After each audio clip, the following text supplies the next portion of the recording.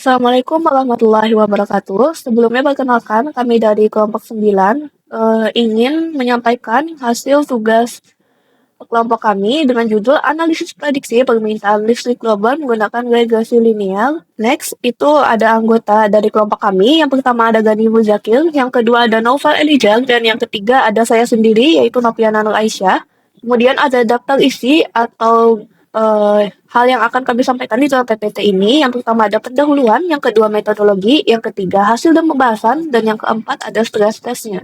Nah, masuk ke bagian pendahuluan, di bagian latar belakang itu berkaitan dengan isu pemanasan global, di mana pemanasan global telah menjadi krisis eksistensial bagi makhluk hidup yang ada di bumi, dengan tahun 2024 itu tercatat sebagai salah satu periode terpanas dalam sejarah. Nah, meningkatnya kebutuhan energi global di berbagai bidang itu menjadikan prediksi permintaan listrik sebagai salah satu hal yang krusial dalam perencanaan pembangunan yang berkelanjutan. Oleh sebab itu, analisis prediktif terhadap pola konsumsi listrik akan sangat diperlukan untuk menyeimbangkan pertumbuhan ekonomi dengan keberlanjutan lingkungan. Dan untuk menganalisis fenomena ini, kami memilih dataset energi dan emission dari Our World in Data, di mana dataset ini dipilih karena mencakup fitur-fitur prediktor sangat relevan, mulai dari indikator makroekonomi, kemudian ada bauran konsumsi energi seperti fosil, terbarukan, dan nuklir, hingga tingkat emisi karbon.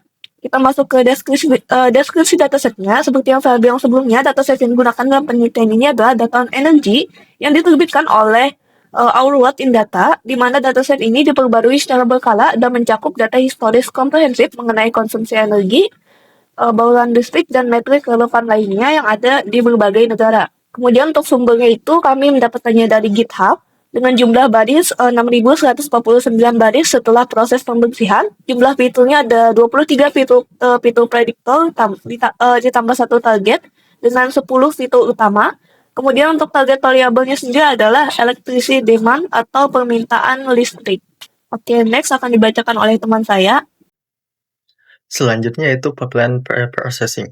Yang pertama itu data cleaning untuk menghapus baris data yang tidak memiliki nilai pada kolom electricity demand. Lalu pencegahan data leakage, menghapus kolom yang berpotensi membocorkan informasi ke model. Ketiga ada penyaringan fitur untuk menghapus fitur yang kurang penting. Kemudian penanganan missing values untuk mengevaluasi presentasi nol pada setiap kolom dan menghapus fitur yang memiliki missing value lebih dari 70%.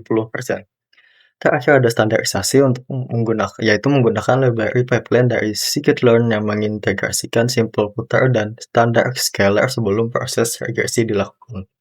Kemudian metodologi, ketebaran dan modifikasi model. Model beralih dari regresi linear ke model ensemble yaitu random forest dan XGBoost untuk menangani data energi yang non-linear dan penuh outlier. Untuk modifikasi random forest-nya sendiri itu ada tuning max diff optimal di angka lebih dari 10 dengan R2-nya 0,997.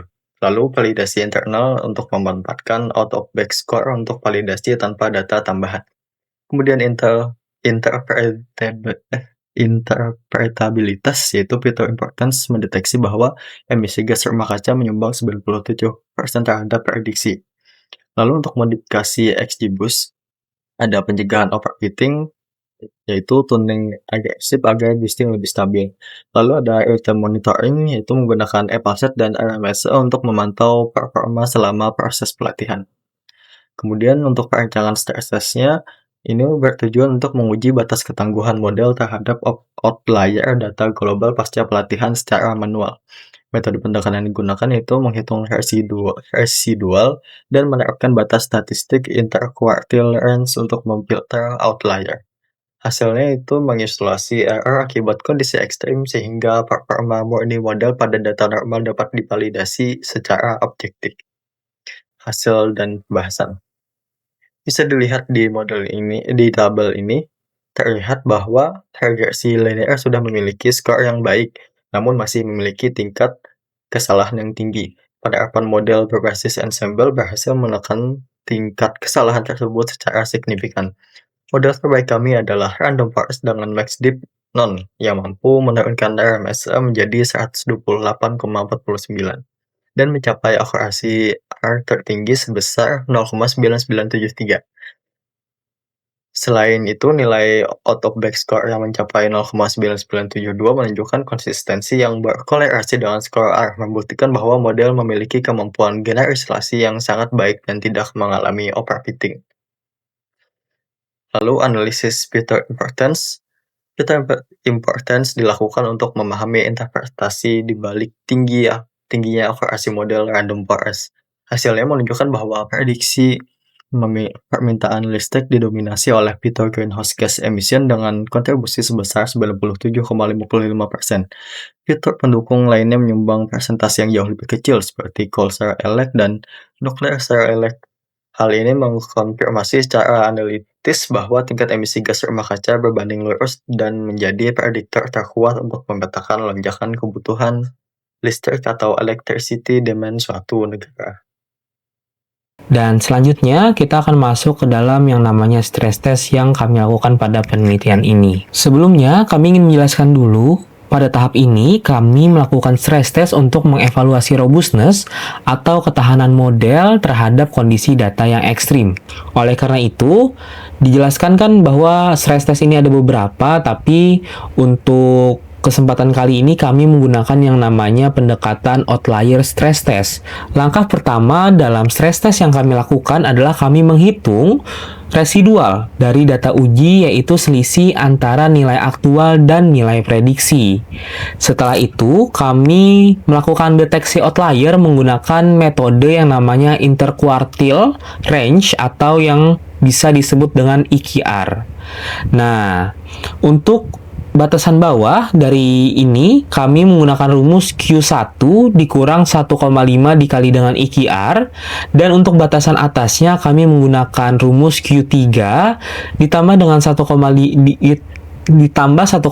dikali dengan IQR. Di sini kami punya dua tabel hasil dari stress test, yaitu kondisinya ada dua, sebelum outlier removal dan setelah outlier removal. Nah, di sini dapat dilihat bahwa terjadi penurunan error yang sangat signifikan setelah penghapusan outlier, dengan MAE turun dari 26,16 menjadi 0,43 dan R kuadrat itu meningkat mendekati angka 1. Oke, di sini dari stress test yang kami lakukan, kami punya dua foto. Di sini pada distribusi yang sebelah kiri sebelum removal, terlihat bahwa sebagian besar residual terpusat di sekitar angka 0. Setelah outlier removal, distribusi residual lebih terpusat dan simetris di sekitar angka 0. Rentang residualnya menyempit secara signifikan dan tidak terlihat lagi nilai deviasi ekstrim seperti gambar yang di sebelah kiri, teman-teman. Kita lanjut ke slide terakhir, yaitu tentang kesimpulan. Penelitian ini mengimplementasikan model random forest dan XGBoost sebagai pembaruan dari model baseline yang kami buat sebelumnya, dengan memprediksi atau dengan target variable dependent-nya adalah permintaan listrik atau yang disebut dengan electricity demand. Model terbaik kami adalah model random forest regression dengan max depth-nya adalah non, yang mampu menurunkan RMSE menjadi 128,49 dan mencapai akurasi R kuadrat tertinggi, yaitu sebesar 0,9973. Secara keseluruhan, visualisasi error menunjukkan bahwa model random forest memiliki kemampuan memprediksi yang lebih stabil pada mayoritas data, dengan sensitivitas utama terletak pada observasi ekstrim berskala besar. Sekian presentasi kami pada hari ini. Kami mohon maaf atas segala kekurangan dan kesalahan dalam presentasi yang kami buat. Sekian, wassalamualaikum warahmatullahi wabarakatuh.